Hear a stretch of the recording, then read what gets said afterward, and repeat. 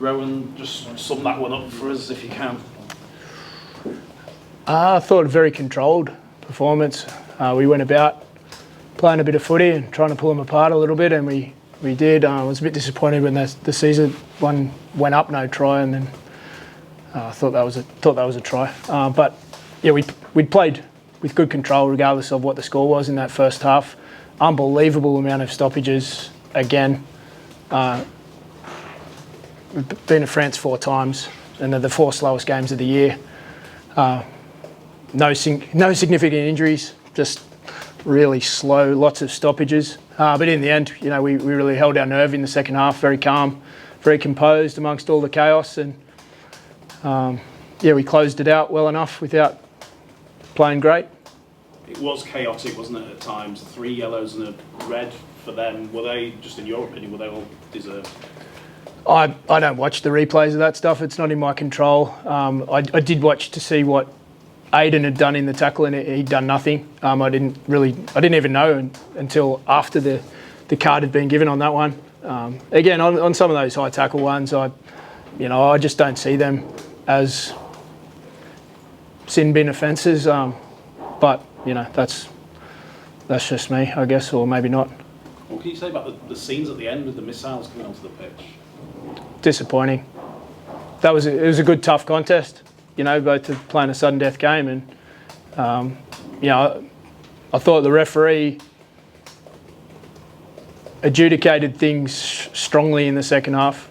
There was some 50-50 calls that a couple of them went both ways, but when the crowd was roaring, he just kept refereeing the game as he intended, which was great to see. But yeah, disappointing at the back end of the game to see the referee getting things thrown at him, and then our players to be treated like that is disappointing. But no actual harm done.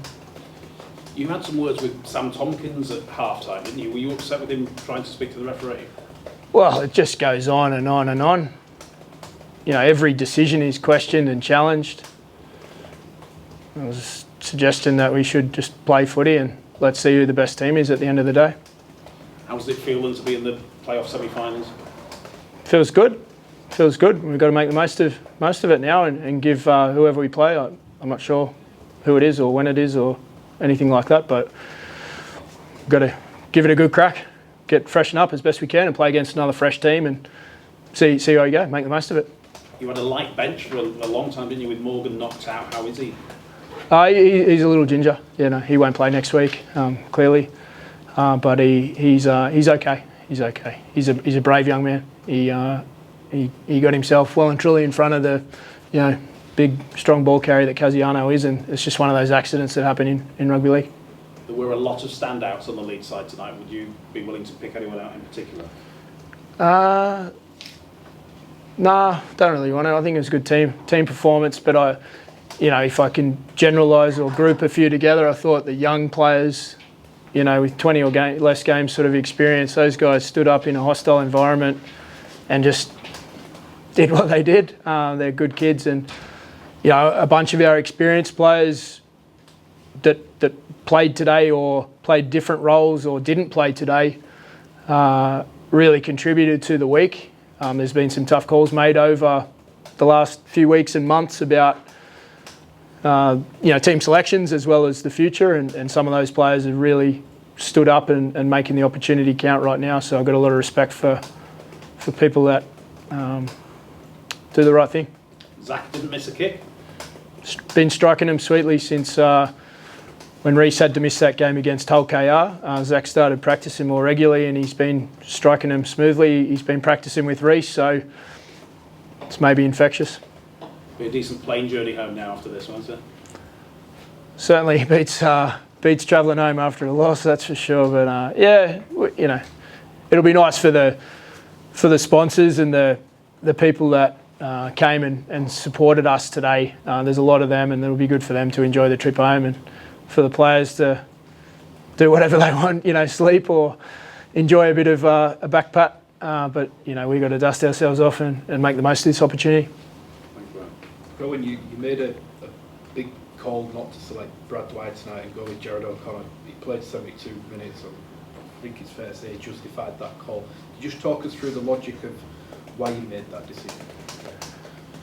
Well, against big teams and in semi-final footy, we can't fit 3 hookers essentially, and the way things are at the moment, Jared's a hooker, best suited for us. Or today, for that rotation, I thought it was best that Jared got in there and got his head where it hurts and worked hard with his defence, which he did, and then Cruz came on and finished it nicely for us. So Brad's done well. Another week next week, it's we'll see what the best situation is for us next week, but I just couldn't really fit 3 smaller bodies in that middle unit today against what they possess in their middle. You saw the Tompkins incident with Matt Pryor, where he sort of went down under some coming together. Dived. Is that would you go as strongly as that? Oh, I only watched it live. I haven't watched the replay, but there was a lot of them where people were just hitting the ground trying to milk penalties in the end. And I know that you've spoken quite passionately about this, and a lot of coaches have this whole theatrics of play acting. It's not good to see, is it? It's not good when it turns into a scuffle and then the game stops.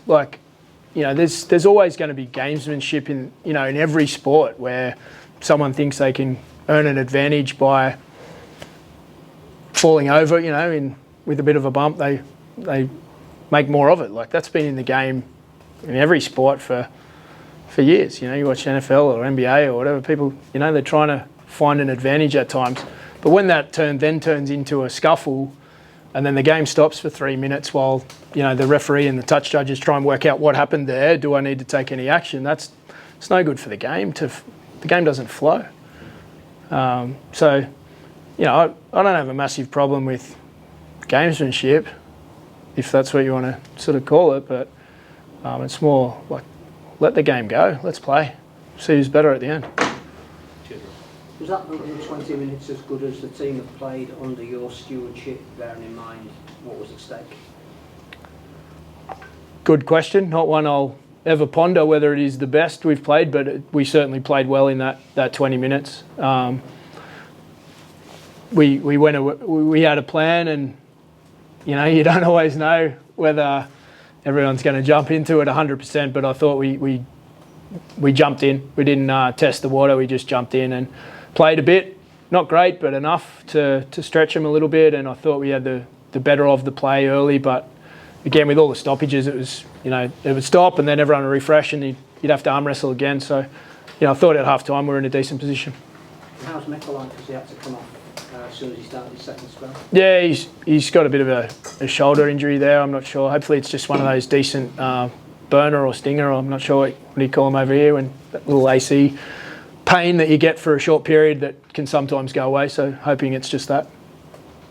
You say you thought you didn't play great. Is that just because you're a perfectionist? Because it seemed like a pretty good performance from you. Yeah, it was a good performance. I thought we were in control and we were calm. I wouldn't have said we were great, but we were pretty good.